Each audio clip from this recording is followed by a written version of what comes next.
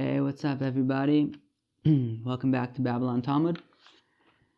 Today we are learning Daf Lamed Daled of Masechta Berachos. What are we learning about today? Some interesting stuff, I guess, about being Shaliach Tzibor. A little bit about bowing down during Shemona Esrei. We're then moving on to the final Mishnah of the fifth parak of Berachos, and we're going to have a few stories there about Rav Chanina ben Dosa, which is always fun.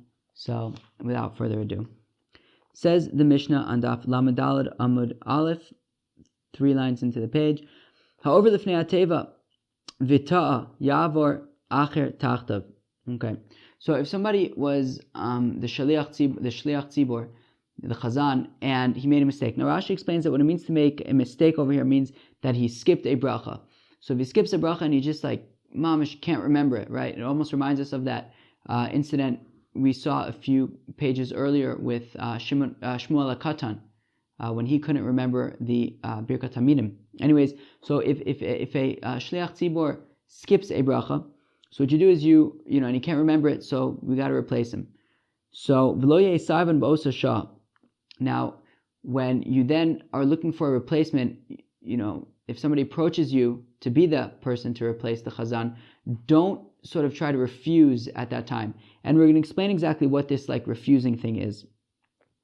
Meichan u'maschil. So then when we find the replacement, where does the replacement begin from?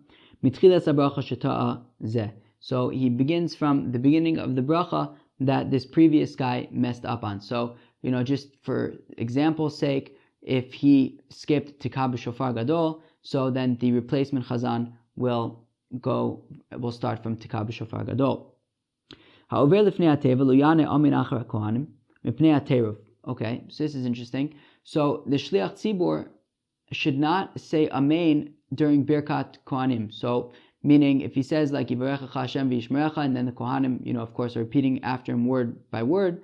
So after the word Yishmerecha, he should not say Amen, right? And also after Yair Hashem Panav V'chuneka, which I don't know that we're necessarily paskin that way. I think you might be allowed to say Amen after the brachas, but the Mishnah seems to say otherwise. V'im ein sham kohen elahu lo yisa es kapav. And if the Shliach Tzibor is the only kohen there, he should not do you should not duchen, you should not do birkat kohanim. Now, so then the Mishnah then concludes v'im if havtachaso shehu noses kappa v'chozon tefillah rasha. But if he feels confident that he could do the birkat kohanim and then be able to pick up directly where he left off, so then it is okay and he can do that. And I think that that's what we generally do, right? If the chazan is a kohen, so he will do birkat kohanim. And then just after Birkat Kohanim, he then continues with Sim Shalom. Okay, fine. Tana Rabbanan, the rabbis taught, however, lifnei ateva, tzarich l'sarev. So if the Gabbai approaches you to be the Chazan, you have to kind of, do this little dance, play this little game. You're supposed to first you say no, v'imenu misarev, and if he doesn't first say no, if the Gabbai approaches you to be the Chazan, you're just yeah, cool, no problem, I'll be the Chazan. So then, dom l'tavshil she'en bo melach. It's similar to, a dish that doesn't have any salt in it. It's not going to have proper flavoring without seasoning. It'll be bland, not very good. If you sort of refuse too much, so then you'll be similar to a dish that has way too much salt. So so what should he do? So the first time when the Gabbai approached you, he says, hey, are you interested in being our Chazan? You'd be I don't know, whatever. And Shnia Mehavev. And no, so the first time you say no, actually, right? And then the second time you'd be I don't know, maybe, could be, and then Shlish is Poshet es Raglav Yord. And then the third time, that's when you cave and you do it. Okay, very nice. Taner Rabbanan, Shlosha Rubon Kashu Mutan Yafev Eluain Seor Umelach V'Sarvanus. There are 3 things that too much of it is no good, but a little bit of it is good. And these are them. Seor, which is leaven. I guess that's sourdough starter kind of stuff. Too much of that, I guess, isn't good. Okay, or yeast, I guess. Umelach, salt. Too much salt isn't good, but a little bit of salt is good. V'Sarvanus, and refusing. So, you should kind of push back a little bit, but not too much. Amar Rav Huna, Zakt Rav Huna, Ta'ad b'shalosh rishonos chose l'rosh. So if he made a mistake, so let's say he skipped like the second bracha of Shmona Esrei, okay? So chose l'rosh, he goes all the way back to the beginning of the Shmona Esrei. Okay, be'emtzaios, if he skipped by accident any of the middle 13 brachas of Shmona Esrei, so he goes back, chose la'atachonin. So he goes back to atachonin, which is the first of the middle brachas. Ba'acharonos, if he made a mistake on any of the final three brachas, so then chose la'avoda, he goes back to ritzei. Okay? For Rav Asi, Amar emtzaios ein len seder.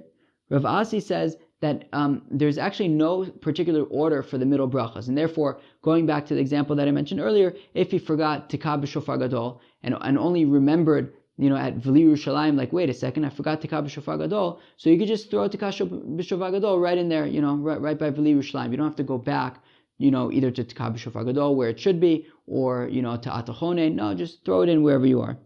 Okay, fine. Now, Masiv Rav Sheshes Asakasha. Mehechan hu, so the Gemara says choser, but there is a girsa that says maschil, which technically makes more sense because that is the girsa, that's what the Mishnah says, right? Rav Sheshes is quoting the Mishnah, right? So he says, well, if you look at our Mishnah, it says, where does the chazan go back if he skipped a bracha? So mitchilas bracha shetazeh. I'm sorry. So if the chazan forgot the bracha, so then they got a replacement. So where does the replacement begin from? He begins from the bracha that got skipped. So in our example with Tikah b'shofar gadol, the new replacement chazan will start from Tikah b'shofar gadol. So now, the Gilion adds a few important words here. So we're going to add them, okay? So tiyuvta de Rav Asi. So the Gemara says, okay, so this is clearly a problem for Rav Asi, because what does Rav Asi say? Rav Asi says that there is no order for the middle brachos, which means that according to Rav Asi, if the chazan skipped Tikah b'shofar gadol and then kept on going until V'li Yerushalayim, let's say, right? Then the tzibor is like, hey, dude, you forgot Tikah b'shofar gadol, and he can't remember it, so we have to get rid of him. So according to Rav Asi, he says that the middle brachas don't have any order, which would mean that according to him, the replacement guy could just start from V'li Yerushalayim. Start. It doesn't really matter. He'll just say Tikah b'shofar over there. But our Mishnah doesn't say that. It says that he goes back to the bracha that the first guy skipped, i.e. Tikah b'shofar gadol, right? Which means that there is an order to the Shmona Esrei, and he's got to go back to the place where he skipped. So therefore, that is for sure a kasha on Rav Asi. Now, the Gemara then says, still with the added words of the Gilion, Lema ta'avetiyuvte to Rav Huna. So let's say that it's also then going to be a kasha on Rav Huna, because Rav Huna says that he goes back to Atachonen, yet our Mishnah seems to say that you just go from where he left off, which is Tikah b'shofar in our example. So, Amar lach Rav Huna, no, Rav Huna will respond to you, no, the Mishnah is not actually difficult for me, because Emtzaios kulu chada birchas ninu, that all of the 13 middle brachos are considered like one long bracha with 13 parts. So therefore, Rav Huna is going to read the Mishnah as saying that the new guy, when he goes back to the place where the first guy messed up, it means the beginning of the middle brachos, i.e. ata chonen. Okay? Fine. Very good. Amar Rav Yehuda, said Rav Yehuda, L'olam al yishal adam tzochav lo b'shalosh rishonos v'lo b'shalosh achronos. A person should not ask for like his own personal prayers in the first three brachos of Shmona Esrei, which are the shvach, the praise parts of Shmona Esrei, and not in the what is it? There's shevach, bakasha, and hodah, I think, right? So I guess, and not in the last three, which would be considered the hodah section. Ela b'emtzaios, he should ask for what he wants in the middle section of the Shmona Esrei, and where we pray for our own sort of personal stuff in Elokai Nitzor. That's okay because it's after the final three brachos, because the last bracha of Shmona Esrei is in Berachos Am Yisrael V'Shalom, and then we continue with Elokai Nitzor, and then at the end there we add additional things as well. But we can also add things in the middle area of Shmona Esrei form, in Shemei Tefillah, or really in every single bracha you can pray for your own stuff. So for example, like I don't know, in Rifa'enu you could pray for health, your own personal supplication. You would do that right before the end of the bracha, I believe, right? So what was it? Right, so you would say what you want, and then Kiel Melech Rufin Emahon Rachman Ata, and then you would finish the bracha. So you would do it like right before that last line, if I'm not mistaken. So anyways, fine. Because Rabbi Chanina said, Rishonos dom le'eved misader shevach lifnei rabbo, because the first brachos are similar to a servant who is organizing his praise before his master. Emsa'ios dom le'eved shemevakesh pras me rabbo. The middle section, the middle brachos of Shemona Esrei are like a servant who is asking for, some kind of reward or maybe a raise or something from his master. Achronos dom le'eved shekiba pras me rabbo v'niftar v'holech lo. Right, and the third brachos are similar to a servant who received the reward that he was looking for from his master, and then Rashi explains v'niftar notel reshus. He asks permission from his master v'olech lo and goes back on his way. Tana Rabbanan, Ma'aseh Talmud Echad Shar Lifnei Ateva B'Fnei Rabbi Eliezer. So there was a story with a certain student who was the chazan in front of Rabbi Eliezer. And he was mamish davening for a very, very long time. Amrlo Tamidav, Rabbeinu Kama Arkan Hu Zeh. So the other students who were there said to Rabbi Eliezer, like, this guy's taking a really long time. Amrloim, Rabbi Eliezer said to them, Klumarich Yosef Moshe Rabbeinu. Is there anybody who prayed for longer than Moshe Rabbeinu? It says by Moshe Rabbeinu, Es Arbayim Hayom Ves Arbayim Halayla V'Gomer. Right, that he prayed for 40 days and 40 nights. So this guy hasn't yet hit the 40 day and 40 night mark. So, take it easy on him. Shuv Ma'aseh b'Talmud Echad Shar Lifnei Ateva B'Fnei Rabbi Eliezer. There was another story with a certain student who was the chazan in front of Rabbi Eliezer. He was very, very quick. So Amrlo Tamidav. So Rabbi Eliezer's student said to him, Kamakatzer Nuzeh. This guy is mamish speed demon. So, Amalei Klumakatsu Yosef and Moshe Rabbeinu. Is there anybody who prays shorter than Moshe Rabbeinu? Dichsev, as it says by when Miriam got saras, it says Kel na Rifan Allah. Moshe Rabbeinu prayed a 5-word prayer. God, please heal her. Amar Rabbi Yaakov, Amar Rav Chizda.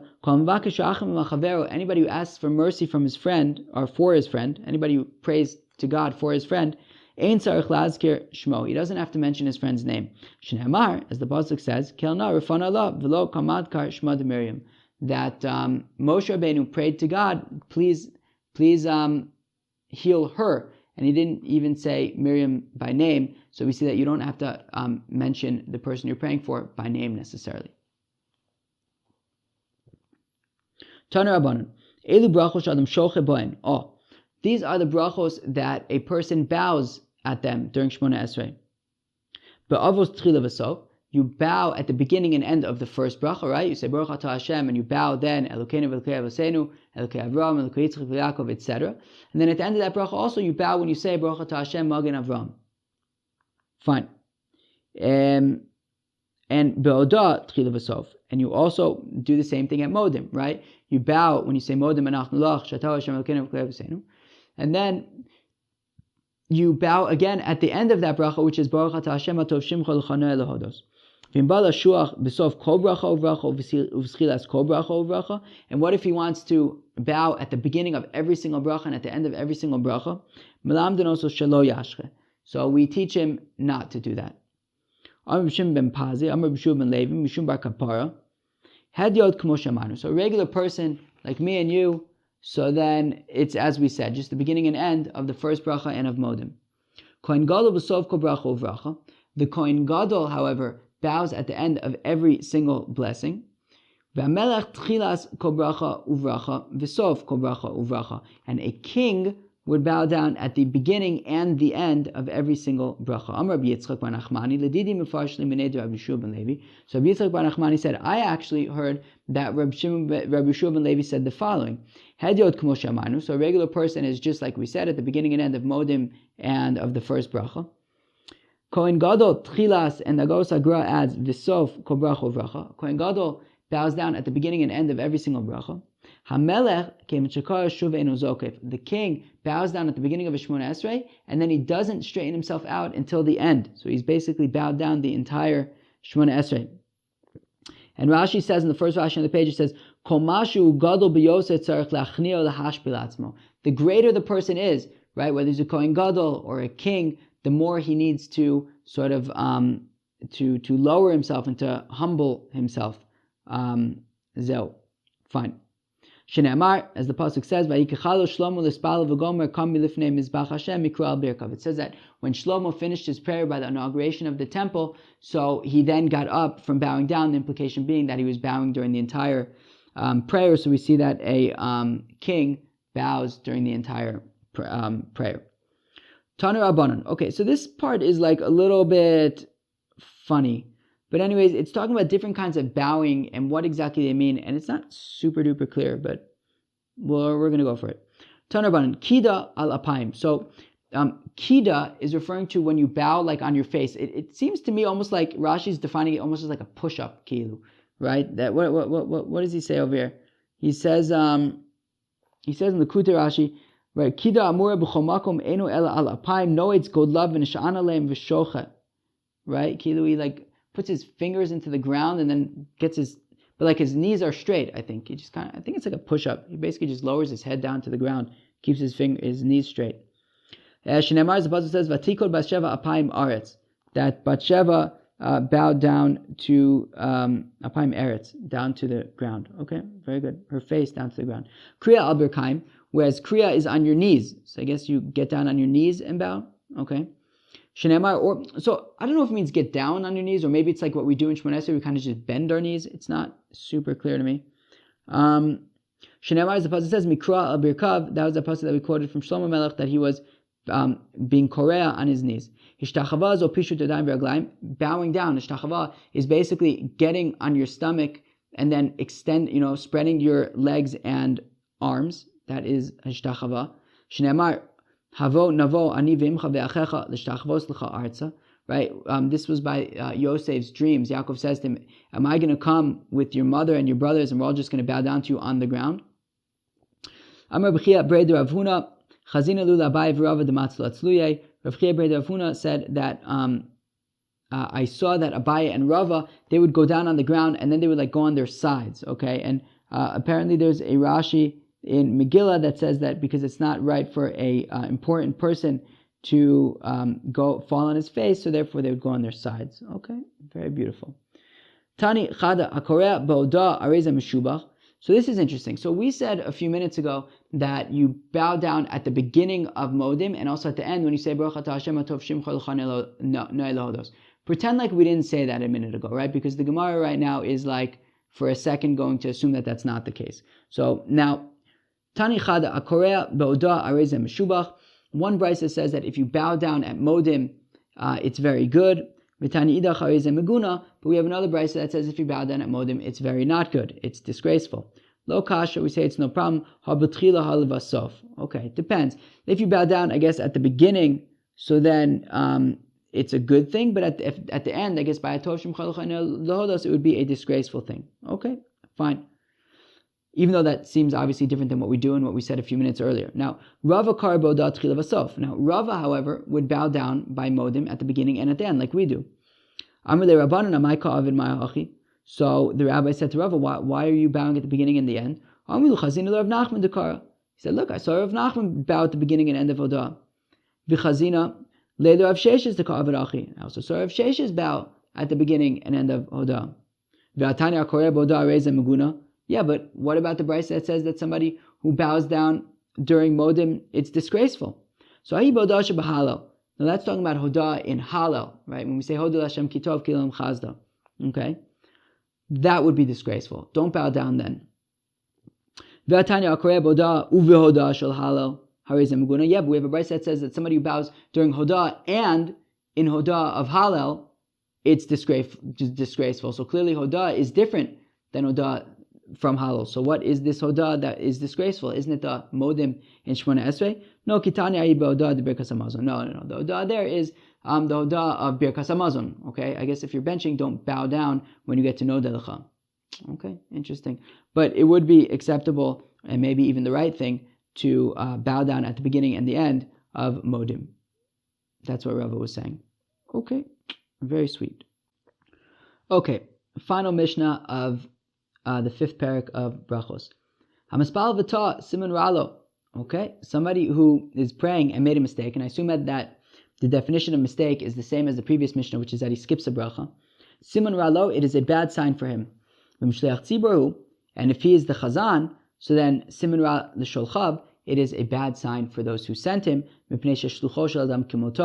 because a person's messenger is just like him.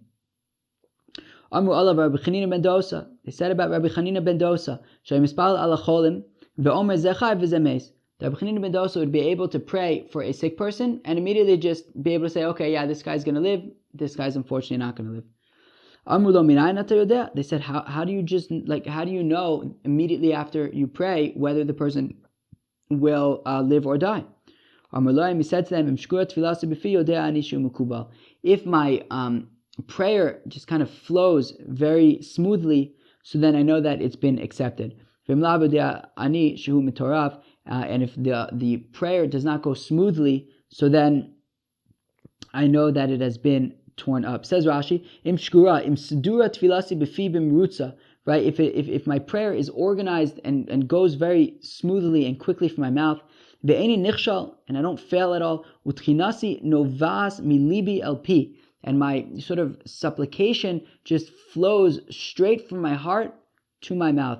All that I want to do is just mamish, it just flows smoothly. So if it's smooth, I know that it's been accepted. But if it's not smooth, if I'm having a hard time with the prayer, so I know that it has been torn up and the person will die. Fine. So the Gemara says, Aheya,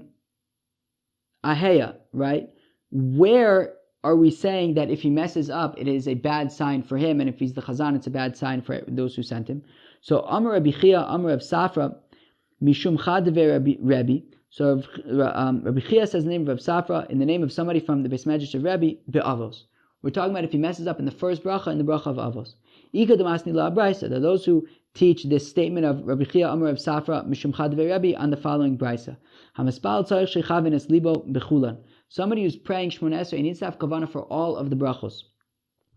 And if he can't have kavanah for all of the brachos of Shmona Esrei, yichaven es libo be'achas. So then he should at least have kavanah for one bracha. Ahaya, which bracha is that? Which is that one bracha he should have kavanah for? The one bracha he should have kavanah for is the first bracha of Shmona Esrei.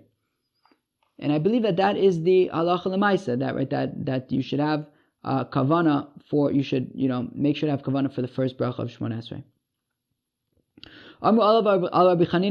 So they said about Rabbi Chanina ben Dosa that he'd be able to simply pray and immediately know if the prayer has been accepted or not. Where do we have a pasuk to kind of, base this interesting sort of thing with this interesting thing that Rabbi Chanina ben Dosa would be able to just immediately, based on the smoothness of his prayer, be able to know if it was accepted or not? Where do we have a pasuk that we can learn that from? So Rabbi Yeshua ben Levi, to Amar Kra, the pasuk says, Bore nivs fasayim shalom shalom v'achot v'lakarov Amar Hashem Rufasid, right? It says, so the drash over here is Bore Nivs Fasayim. Nivs Fasayim means the moving of his lips. Kilu, if the moving of his lips, if his prayer was Bore, like Bari, if it was healthy, if it went smoothly, so then Shalom Shalom, then everything's going to be peaceful. Larachok Lakarv, to those near and far. Amar Hashem Rufasid, God said, and he healed this person who was being prayed for. Fine. Amar Rab Chia bar Abba, Amar Rab Yochanan. This is an interesting little bit. Said Rab Chia bar Abba, in the name of Rab Yochanan, called Nevi'im Kulan Lo Nisnabu, all of the good stuff that the Nevi'im prophesied, right? That, all of the Tanchum and the constellations and all these good things that they prophesied. So, Lo Nisnabu Ella, Lemesi Bita L'Tamid Chacham. So all of that good stuff that the Nevi'im, that the prophets prophesied about, all that good stuff is for somebody who marries his daughter to a Torah scholar. Also pragmatia L'Tamid Chacham. And somebody who does business, I think, for a Talmud Chacham. I guess somebody who somehow maybe supports a Talmud Chacham, who is able to, give parnasa to Talmud Chacham. Talmud Chacham minachasav, and somebody who sort of shares his or benefits a Torah scholar from his possessions. Okay? But the Talmidei Chacham themselves, what's their reward? Ayin lo rasa Elohim zulascha yasalem chakalo. Right? Nobody has seen sort of the greatness that is in store for him. And we're going to see what this greatness is in a few minutes. And said Reb Chia bar Abba, the name of Reb Yochanan, another thing that's similar. that all of the good stuff that the Nevi'im prophesied about, that is for the times of Mashiach. That's when there's going to be all this great stuff. Aval olam haba ayin lo ra'asa Elohim zulascha. But Olam Haba, which then sounds like Olam Haba is something separate than Yemos HaMashiach, okay? But Olam Haba, so then Lo Ra Elohim Zulascha, nobody has seen how great that is going to be. Ufliga de Shmuel, now this argues on Shmuel's opinion. Damar Shmuel ein ben Olam Hazeh Yemos HaMashiach l'shibud Malchios belvad. Now Shmuel's opinion is that actually the times of Mashiach are not going to be very different than current times. It's not going to be like some kind of miraculous times. No, the only difference between now and the times of Mashiach is that Shibud Malchios, is that whereas now sort of we have a government and we're a sovereign nation, but we do have to be concerned about bigger, more powerful nations telling us what to do and things like that. Whereas Yemos HaMashiach, the only difference is going to be that we're going to have complete autonomy to be able to make our own decisions. Okay.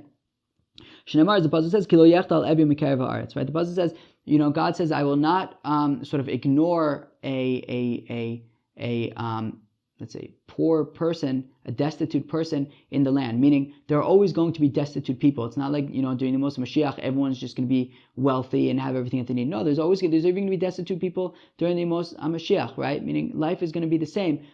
Just sort of, I guess, the political reality of Israel will be different. At least that's how I understand it. If you understand it differently, please, I would love to hear. It says Rabbi Chia bar Abba in the name of Rabbi Yochanan, Kol Nevi'im kulan lo nisnabu el levalei tshuva. All the good stuff that the Nevi'im talk about, that is all for balei tshuva. Aval tzadikim gmurim ayin lo ra'asa Elohim zulascha. But tzadikim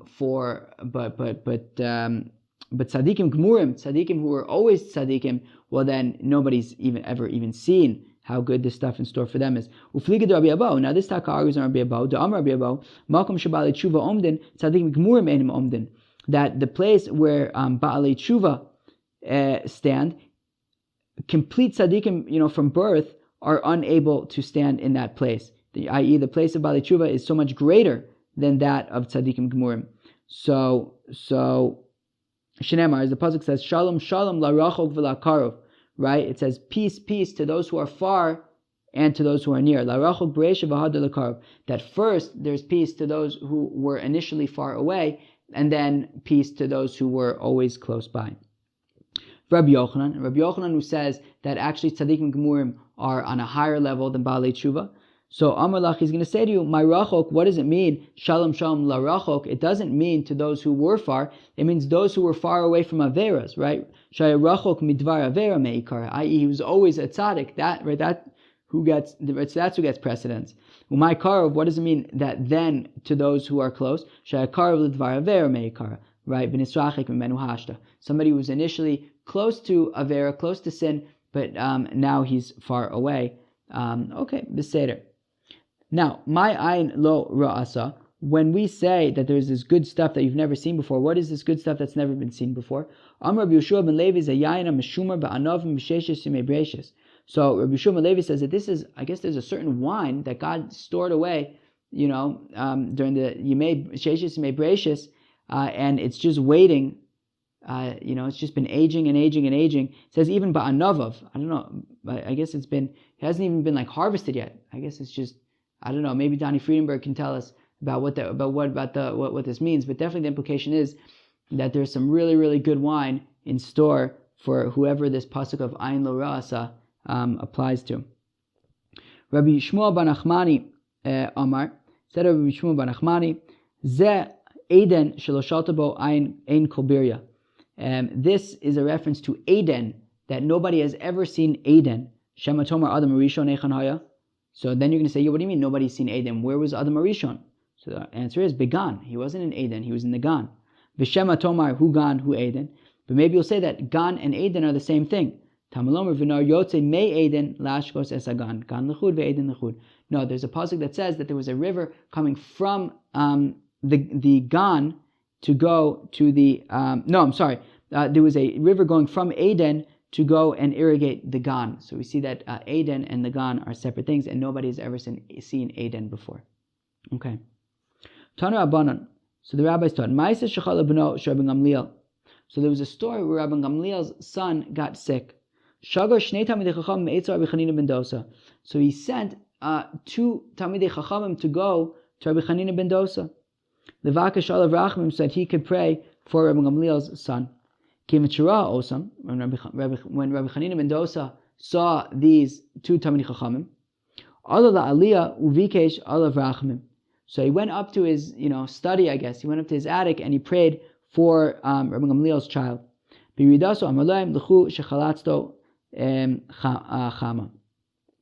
is it Chema? I think it's Chama. So then he went down from his study and he said to these 2 Talmidei Chacham, okay, so you can go back to Rabbi Gamliel now. The child is no longer sick. He no longer has a fever.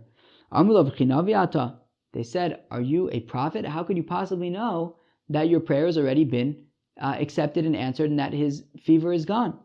He says, look, I'm not a prophet, and I'm not even the child of a prophet. This is the sort of tradition that I have. This is what I've received. If my prayer goes very smoothly, then I know that it's been accepted. And if my prayer is not, doesn't go smoothly, then I know that it has been torn up. So these 2 students were like, floored, and they wanted to check this. So they sat down, they took a look at their watches, and they wrote down exactly what time it was that Rabbi Chanina ben Dosa came down from his study.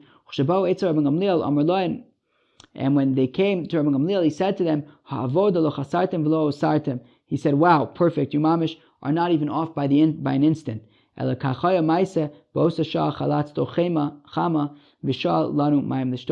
exact moment that Rabbi Chanina ben Dosa came down from his attic, that you have recorded, the time that you have recorded, that is exactly when his fever went away and he asked for some water to drink.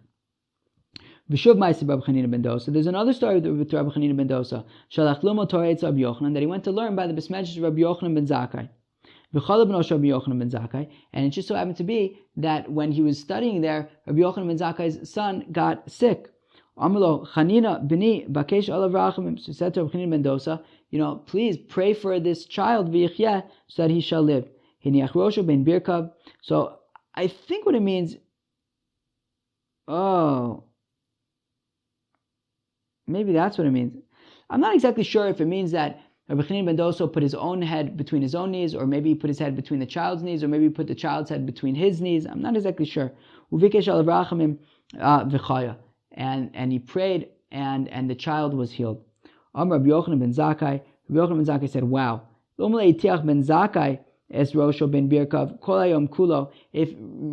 Ben Zakkai, referring to himself, he says, if I would put my head between my knees all day long and pray, right? They wouldn't pay any attention to Ben Zakkai. They wouldn't pay any attention to me. Wow, thank you so much, Rabbi Chanina ben Dosa. Now, Amrlo Ishto. So now his wife was there, and she's like, wait, what? Who is this Chanina ben Dosa guy? And she says to Rabbi Yochanan ben Zakkai, V'chi Chanina gadol mimcha? Is this Chanina guy like actually greater than you? Like, what is this? So Amar Allah, he said, no, Lav, no, don't worry, I'm still the greatest. Just that he is considered like a servant in front of the king, and I am considered like a officer in front of the king, meaning a servant in the palace. So he's got chores to do, he's got to clean up, whatever it might be. So he kind of has free access wherever he's got to be, even if that's where the king is. If the king is somewhere, but I don't know, Epis, something needs to be fixed over there, so he can go in and fix it. Whereas an officer, he doesn't just go in and out whenever he wants. He goes in when he has appointments. They talk about more important things. He's higher up on the food chain, but he can't just go in and out whenever he wants. Whereas with Chanina ben Dosa, he's always, able to come in and out by God, and he's always able to pray whenever he wants. So I guess his wife was satisfied with that defense, I guess. A person should only pray in a house that has windows. As it says by Daniel, be'ilise neged Yerushalem, that he had windows in his attic that would face Jerusalem. And Rashi says that if there are windows and you can look outside the windows and you could look at the heavens and have and humility. Amar Rav Kahana, Chotzif alai mandamatzli bibikza. Rav Kahana says that it's disgraceful to me, somebody who just prays out in the open in a valley. From Rav Kahana, Chotzif alai man the mefarish chatoi. It's also disgraceful to me, somebody, or chutzpahdik, I consider a chutzpahdik somebody who speaks freely about his sins. Shneimar ashrei nisui pesha ksui chatoi. That fortunate is somebody who hides his sins. Hadron alach in omdin. Shkoyach, friends, we just finished the 5th parak of Masechta Berachos. Tomorrow is very exciting. We're starting the 6th parak, which is Ketzad Mevarchen, right? We are going to start talking about, basically for the next 10 pages, we're going to be talking about all about Berachos, which is very cool. Bracha Rishona, Bracha Achrona, all that kind of stuff. So, I don't remember if Bracha Rishona is Dafka in 6th parak or the 7th parak, but either way, we're moving on to some really interesting, really practical stuff. I hope that you've been enjoying the last 2 prakim about davening. Now we're moving on to brachos, exciting stuff. I hope you all have a good day. Peace out. Bye.